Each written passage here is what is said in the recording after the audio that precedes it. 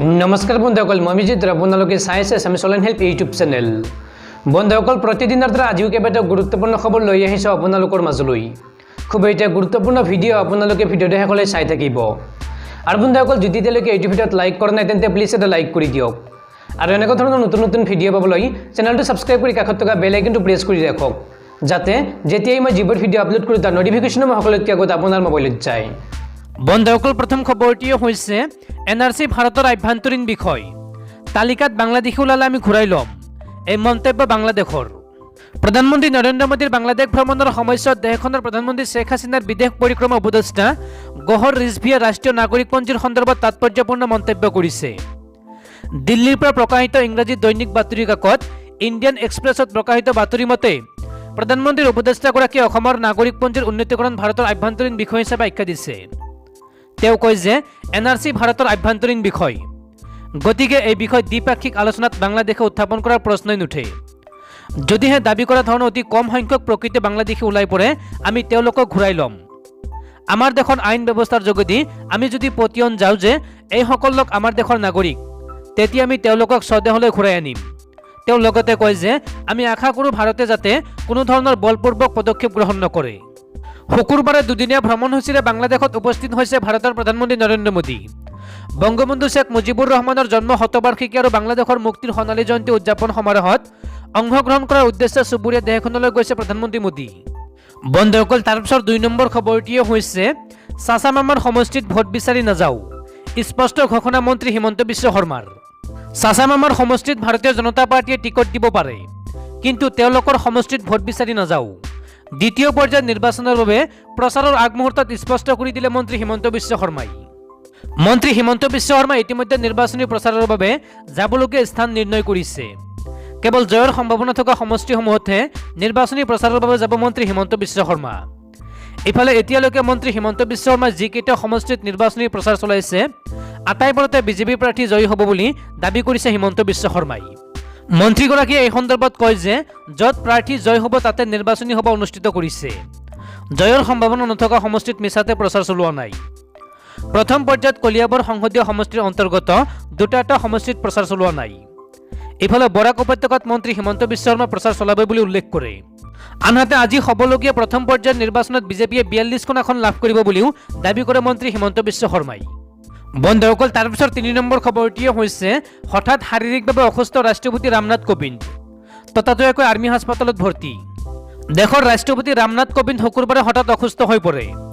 বুকুৰ বিষ অনুভৱ কৰাৰ বাবে ৰাষ্ট্ৰপতিগৰাকীক ততাতৈয়াকৈ আৰ্মী হাস্পাতালত ভৰ্তি কৰোৱা হয়। হাস্পাতাল কৰ্তৃপক্ষই জনোৱা মতে বৰ্তমান ৰাষ্ট্ৰপতিগৰাকীৰ স্বাস্থ্য সুস্থিৰ। ইতিমধ্যে নিয়মিত স্বাস্থ্য পৰীক্ষা কৰি থকা হৈছে ৰামনাথ কোবিন্দক। বন্ধুসকল, তাৰপিছত 4 নম্বৰ খবৰটিয়ে হৈছে হিমন্তৰ দাঁত দুটা, এটা খোৱা দাঁত আনটো দিখোৱা দাঁত, এই মন্তব্য ৰকিবুল হুছেইনৰ। মহাজোঁটক লৈ বিজেপি দলত সৃষ্টি হৈছে কম্পমান। হিমন্তৰ দাঁত দুটা, এটা খোৱা দাঁত আনটো দিখোৱা দাঁত। ৰহা সমষ্টিত নিৰ্বাচনী প্ৰচাৰ চলাই বিজেপি আৰু হিমন্ত বিশ্ব শৰ্মাক আক্ৰমণাত্মক মন্তব্য ৰকিবুল হুছেইনৰ। সভাৰ মাজতে ৰাইজক মোবাইলৰ লাইট জ্বলাই পোহৰ দেখুৱাই দিছপুৰৰ পৰা হিমন্তক পলাই যাবলৈ সুবিধা কৰি দিবলৈ আহ্বান জনাই কংগ্ৰেছী নেতাগৰাকীয়ে। ৰাজ্যত তুংগত হৈ উঠিছে দ্বিতীয় পৰ্যায়ৰ নিৰ্বাচনী প্ৰচাৰ। বিশাল বাইক ৰেলীৰে ৰহা সমষ্টিত আজি কংগ্ৰেছ দলৰ প্ৰাৰ্থী শশীকান্ত দাসৰ হৈ নিৰ্বাচনী প্ৰচাৰ চলাই ৰকিবুল হুছেইনে। বিশাল বাইক ৰেলীৰে ৰহা সমষ্টিত শুকুৰবাৰে কংগ্ৰেছ দলৰ প্ৰাৰ্থী শশীকান্ত দাসৰ হৈ নিৰ্বাচনী প্ৰচাৰ চলাই ৰকিবুল হুছেইনে। ৰহা সমষ্টিৰ বিভিন্ন স্থানৰ লগতে কচুৱাল লংকাগত নিৰ্বাচনী প্ৰচাৰ চলাই অসমত কংগ্ৰেছ নেতৃত্বাধীন চৰকাৰ হ'লে 5 গেৰাণ্টি কৃষি ঋণ ৰেহাই, 30 লক্ষাধিক নিবনুৱা কৰ্মসংস্থাপন, বানপানী গৰাখহনীয়াৰ সমস্যা, 50 বছৰ পুৰণি ধৰ্মীয় অনুষ্ঠানলৈ আৰ্থিক অনুদান, প্ৰতিটো পৰিয়ালক 200 ইউনিট বিনামূলীয়া বিদ্যুৎ, কা বাতিলকে আদি কৰি চাহ শ্ৰমিকৰ মজুৰি বৃদ্ধি কৰিবৰ বাবে দাবী উত্থাপন কৰিব বুলি ৰকিবুল হুছেইনে ঘোষণা কৰে। লগতে ৰহা সমষ্টিৰ উন্নয়নৰ বাবে শশীকান্ত দাসক বিপুল ভোটত জয়ী কৰাবলৈ ৰাইজক অনুৰোধ জনায়। আজিৰ এই নিৰ্বাচনী সভাতে ৰাইজৰ দলৰ পৰা পদত্যাগ কৰি নগাঁও জিলাৰ সাংগঠনিক সম্পাদক ডিম্বেশ্বৰ চেতিয়াৰ নেতৃত্বত কেইবা শতাধিক কৰ্মীয়ে কংগ্ৰেছ দলত যোগদান কৰে। বন্ধুসকল, তাৰপিছত 5 নম্বৰ খবৰটিয়ে হৈছে অসমত পুনৰ বিজেপিৰ চৰকাৰ আহিলে লাভ জেহাদৰ বিৰুদ্ধে কঠোৰ আইন প্ৰণয়ন কৰা হ'ব, এই মন্তব্য কেন্দ্ৰীয় গৃহমন্ত্ৰী অমিত শ্বাহৰ। অসমত পুনৰ বিজেপিৰ চৰকাৰ আহিলে লাভ জেহাদৰ বিৰুদ্ধে কঠোৰ আইন প্ৰণয়ন কৰা হ'ব, এই মন্তব্য কেন্দ্ৰীয় গৃহমন্ত্ৰী অমিত শ্বাহৰ। ৰাজ্যত নিৰ্বাচনী গৰম বতাহ। ৰাজ্যত ইজনৰ পিছত সিজনকৈ হাই প্ৰফাইল ষ্টাৰ কেম্পেইনাৰে প্ৰতিদিনে নিৰ্বাচনী প্ৰচাৰ চলাই আহিছে। এইবাৰ অসমত লাভ জেহাদক লৈ সৰব হৈ পৰিছে বিজেপি। শেহতীয়াকৈ কেন্দ্ৰীয় গৃহমন্ত্ৰী অমিত শ্বাহে এখন নিৰ্বাচনী প্ৰচাৰ সভাত ভাষণ দিওঁতে কয় যে এইবাৰ অসমত বিজেপি চৰকাৰ আহিলে লাভ জেহাদৰ বিৰুদ্ধে কঠোৰ আইন প্ৰণয়ন কৰা হ'ব। অসমীয়া সংস্কৃতি আৰু জীৱন ধাৰণ প্ৰণালী শক্তিশালী কৰিবলৈ সঠিক আইন আৰু নীতিৰ দৰকাৰ। কংগ্ৰেছৰ সংকল্প পত্ৰখনক নিৰ্বাচনক কেন্দ্ৰ কৰিহে প্ৰস্তুত কৰিছে, কিন্তু বিজেপিৰ সংকল্প পত্ৰ কাৰ্যকৰী কৰা হ'ব। কেন্দ্ৰীয় মন্ত্ৰীগৰাকীয়ে ৰাহুল গান্ধীক কটাক্ষ কৰি কয় যে ৰাহুল গান্ধীয়ে অসম আৰু ইয়াৰ পৰিচয়ৰ সম্পৰ্কে একো নাজানে। তেওঁ AIUDFৰ নেতা বদৰুদ্দিন আজমলক অসমৰ প্ৰতিনিধি হিচাপে বিৱৰণ দিছিল। আমি আজমলক অসমক প্ৰতিনিধিত্ব কৰিবলৈ নিদিওঁ। অমিত শ্বাহে ৰাহুল গান্ধীক বাবা বুলি সম্বোধন কৰি কয় যে গান্ধীয়ে নিৰ্বাচনৰ পূৰ্বে 2-3 দিনৰ কাৰণে আলহীৰ নিচিনাকৈ আহি অসমখন চাই পৰৱৰ্তী 5 বছৰৰ কাৰণে ধ্বংস কৰি থৈ যায়। বন্ধুসকল, তাৰপিছত 6 নম্বৰ খবৰটিয়ে হৈছে ভাৰতীয় বতৰ বিজ্ঞান বিভাগৰ আগজাননী। অচিৰে প্ৰবল ধুমুহা বজ্ৰপাত বৰষুণে চুই যাব অসমকে ধৰি সমগ্ৰ উত্তৰ পূৰ্বাঞ্চল। অচিৰে বিজুলী বজ্ৰপাত আৰু প্ৰবল বৰষুণে চুই যাব উত্তৰ পূব। ভাৰতৰ বায়ুবিজ্ঞান সংস্থা IMDয়ে ভৱিষ্যতবাণী কৰা মতে 29 মাৰ্চৰ পৰা 2 এপ্ৰিললৈকে উত্তৰ পূব ভাৰতত ধুমুহা বৃষ্টিপাত হ'ব। সংস্থাটোৱে কোৱা মতে বংগোপসাগৰৰ পৰাই ধুমুহা বৰষুণ উত্তৰ পূবলৈ আহিব। মাৰ্চৰ 30 পৰা 31 তাৰিখে ইয়াৰ মাত্ৰা অধিক হ'ব বুলি সংস্থাটোৱে বৃহস্পতিবাৰে প্ৰদান কৰা এক প্ৰেছ বিজ্ঞপ্তিত এই কথা প্ৰকাশ কৰিছে। আনহাতে মাৰ্চৰ 25 পৰা 27 তাৰিখলৈ তাকৰীয়া বৰষুণ হ'ব আৰু 28 পৰা 29 তাৰিখে ইয়াৰ মাত্ৰা ক্ৰমাগতভাৱে বৃদ্ধি হ'ব। বন্ধুসকল, তাৰপিছত 7 নম্বৰ খবৰটিয়ে হৈছে মই বাংলাদেশলৈ নাযাওঁ। ভোট গণনাৰ পিছত মন্ত্ৰী হিমন্ত বিশ্ব শৰ্মাইহে বাংলাদেশলৈ যাব। হিমন্ত বিশ্ব শৰ্মা কটাক্ষ বদৰুদ্দিন আজমলৰ। মই বাংলাদেশলৈ নাযাওঁ। ভোট গণনাৰ পিছত হিমন্ত বিশ্ব শৰ্মাইহে বাংলাদেশলৈ যাব। হিমন্ত বিশ্ব শৰ্মা কটাক্ষ বদৰুদ্দিন আজমলৰ। শুকুৰবাৰে হাইলাকান্দি জিলাৰ কাটলিচেৰা সমষ্টিত AIUDFৰ প্ৰাৰ্থী সুজামুদ্দিন লস্কৰৰ হৈ প্ৰচাৰ চলালে AIUDF প্ৰধান বদৰুদ্দিন আজমলে। কাটলিচেৰা সমষ্টিৰ জামিৰাত এক বিশাল নিৰ্বাচনী সভা অনুষ্ঠিত হয়। উল্লেখযোগ্য যে আজমলৰ হেলিকপ্টাৰ চাবলৈ বহু মানুহৰ যথেষ্ট ভিৰ পৰিলক্ষিত হয়। ভাষণ প্ৰসংগত আজমলে কয় যে এইবাৰ অসমত মহাজোঁটৰ চৰকাৰ হ'ব আৰু মহাজোঁটৰ চৰকাৰত সুজামুদ্দিন লস্কৰক মন্ত্ৰী বনাব। ইয়াৰ পিছত সংবাদ মাধ্যমৰ আগত অসমত এইবাৰ মিত্ৰজোঁটে 100ৰো অধিক সমষ্টিত জয়ী হ'ব বুলি ঘোষণা কৰে। ইপিনে প্ৰথম পৰ্যায়ৰ নিৰ্বাচনী প্ৰচাৰত আজমলে কৈছিল যে মহাজোঁটে এইবাৰ 74খন আসন পাব। ইয়াৰ পিছত প্ৰতিক্ৰিয়া ব্যক্ত কৰি ডক্টৰ হিমন্ত বিশ্ব শৰ্মাই কৈছিল যে অসমত কেতিয়া মহাজোঁটে 74খন আসন নাপায়, বাংলাদেশতহে পাব। মন্ত্ৰী হিমন্ত বিশ্ব শৰ্মাৰ এই মন্তব্যৰ ওপৰত প্ৰতিক্ৰিয়া ব্যক্ত কৰি আজমলে কয় যে মই বাংলাদেশলৈ নাযাওঁ। ভোট গণনাৰ পিছত ডক্টৰ হিমন্ত বিশ্ব শৰ্মাইহে বাংলাদেশলৈ যাব। উল্লেখযোগ্য যে প্ৰথম পৰ্যায়ৰ নিৰ্বাচনী প্ৰচাৰ শেষ হোৱাৰ লগে লগে আজি দলসমূহে দ্বিতীয় আৰু তৃতীয় পৰ্যায়ৰ নিৰ্বাচনী প্ৰচাৰত নামি পৰিছে। বন্ধুসকল, তাৰপিছত 8 নম্বৰ খবৰটিয়ে হৈছে কংগ্ৰেছৰ নিজৰে গেৰাণ্টি নাই, ৰাইজক কি গেৰাণ্টি দিব। মঙলদৈৰ জনসভাত এই মন্তব্য মন্ত্ৰী হিমন্ত বিশ্ব শৰ্মাৰ। মঙলদৈত দ্বিতীয় পৰ্যায়ৰ নিৰ্বাচনৰ প্ৰথমখন নিৰ্বাচনী সভা মন্ত্ৰী ডক্টৰ হিমন্ত বিশ্ব শৰ্মাৰ। মঙলদৈত বিধানসভা সমষ্টিৰ বিজেপি মিত্ৰ দলৰ প্ৰাৰ্থী তথা বিধায়ক গুৰুজ্যোতি দাসৰ হৈ প্ৰচাৰ চলালে মন্ত্ৰী হিমন্ত বিশ্ব শৰ্মাই। মঙলদৈ সমষ্টিৰ অন্তৰ্গত দাহি আঞ্চলিক ক্ৰীড়া সন্থাৰ খেলপথাৰত অনুষ্ঠিত সভাত ডক্টৰ হিমন্ত বিশ্ব শৰ্মাক সংগ দিলে সাংসদ দিলীপ শইকীয়াই। ভাষণ প্ৰসংগত মন্ত্ৰী হিমন্ত বিশ্ব শৰ্মাই উন্নয়ন আৰু বিকাশৰ স্বাৰ্থত বিজেপি মিত্ৰ দলক ভোটদান কৰিবলৈ আহ্বান জনায়। কংগ্ৰেছক কটাক্ষ কৰি হিমন্ত বিশ্ব শৰ্মাই কয় যে কংগ্ৰেছ চৰকাৰ বাংলাদেশত বনাব লাগিব। ধুতি সূতা লুঙি এইবিলাক আমি দোকানত কিনিব পাৰোঁ, কিন্তু আমাৰ ল'ৰা ছোৱালী শিক্ষিত হ'লে আমি নিজেই কিনি ল'ব পাৰিম। অৰুণোদয় আঁচনিৰ পৰা বাদ পৰি থকা মহিলাক আমি এইবাৰ দিম আৰু 8ৰ ঠাইত 3000 টকাকৈ দিম। এতিয়ালৈকে থকা বন্ধন বেংকৰ লোন চৰকাৰৰ পৰা সকলোকে ঘূৰাই দিম। মহিলা আত্মসহায়ক গোটসমূহক প্ৰথমতে 1 লাখ আৰু দ্বিতীয়বাৰত 2 লাখ টকাকৈ দিম। এইদৰে ক'লে মন্ত্ৰী হিমন্ত বিশ্ব শৰ্মাই।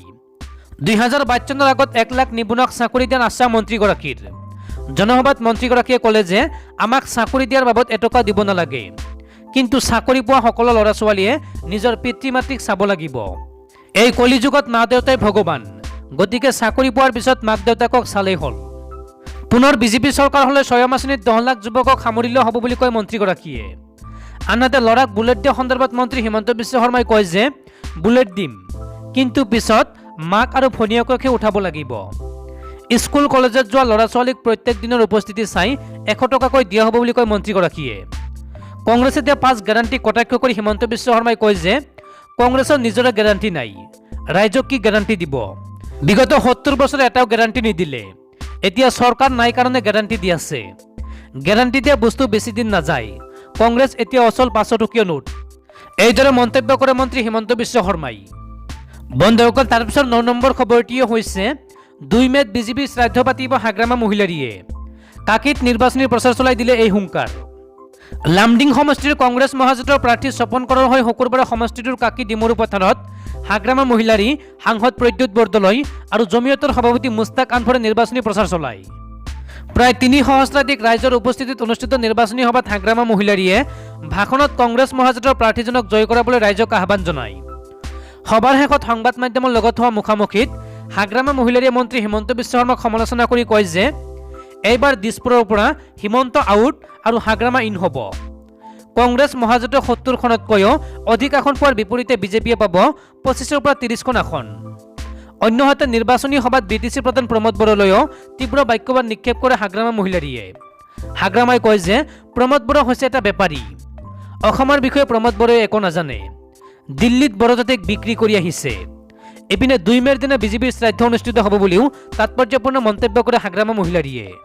বন্ধুসকল, তাৰপিছৰ খবৰটিয়ে হৈছে দেশত পুনৰ দ্ৰুতগতিত বৃদ্ধি পাই আছে কৰ'না ভাইৰাছত আক্ৰান্ত হোৱা আৰু মৃত্যু হোৱা লোকৰ সংখ্যা। বিগত ২৪ ঘণ্টাত পুনৰ নতুনকৈ ৫৯,০০০ৰ অধিক লোক আক্ৰান্ত হৈছে মহামাৰী ক'ভিড-১৯ত। দেশত দ্বিতীয় পৰ্যায়ৰ কৰ'নাৰ সংক্ৰমণ বৃদ্ধি হোৱাৰ লগে লগে পুনৰ এবাৰ কৰ'না মহামাৰীক লৈ চৰ্চা আৰম্ভ হৈছে। যোৱা ২৪ ঘণ্টাত দেশত ৫৯,১১৮ জন লোক কৰ'না ভাইৰাছত আক্ৰান্ত হৈছে। আৰু গুৰুত্বপূৰ্ণ কথাটো হ'ল যে কৰ'নাত আক্ৰান্ত হৈ দেশত ২৪ ঘণ্টাত ২৫৭ জন লোকে মৃত্যুক সাৱটি লৈছে। দেশত কৰ'না ভাইৰাছৰ সংক্ৰমণ বৃদ্ধি হোৱাৰ সময়তে ষ্টেট বেংক অৱ ইণ্ডিয়াই এখন প্ৰতিবেদন প্ৰকাশ কৰি জানিবলৈ দিছে যে ফেব্ৰুৱাৰী মাহৰ পৰাই কৰ'নাত আক্ৰান্তৰ সংখ্যা দেশত বৃদ্ধি হৈছে আৰু এপ্ৰিল মাহত দেশত সংক্ৰমণ অধিক বৃদ্ধি হ'ব। ৰিপৰ্টত কোৱা হৈছে যে দেশত দ্বিতীয় পৰ্যায়ৰ সংক্ৰমণ আৰম্ভ হৈছে আৰু ১০০ দিনলৈকে এই সংক্ৰমণ বৃদ্ধি হৈ থাকিব। কোৱা হৈছে যে কৰ'নাৰে দ্বিতীয় পৰ্যায়ৰ সংক্ৰমণত প্ৰায় ২৫ লাখ লোক আক্ৰান্ত হ'ব পাৰে। উল্লেখযোগ্য যে ষ্টেট বেংক অৱ ইণ্ডিয়াই জাৰি কৰা প্ৰতিবেদনত কোৱা হৈছে যে স্থানীয়ভাৱে আৰোপ কৰা লকডাউনৰ আন নিষেধাজ্ঞাসমূহে এই সংক্ৰমণ ৰোধ কৰাত সফল হোৱা নাই আৰু এই মহামাৰীক প্ৰতিৰোধ কৰিবলৈ ভেকচিনে একমাত্ৰ আশা। এই ৰিপৰ্টত দেশত ভেকচিন প্ৰদান কৰাৰ গতি বৃদ্ধি কৰিবলৈ পৰামৰ্শ দিয়া হৈছে। যিসকলে কভাৰ ভিডিঅ' চাই ভাল পায় তেওঁলোকৰ বাবে এটা কভাৰ ভিডিঅ'ৰ লিংক ভিডিঅ' ডেছক্ৰিপশ্যন বক্সত দিয়া আছে, আপোনালোকে সেইটো লিংকত ক্লিক কৰি ভিডিঅ'টো চাওক আৰু যদি ভাল লাগে চেনেলটো ছাবস্ক্ৰাইব কৰি লওক।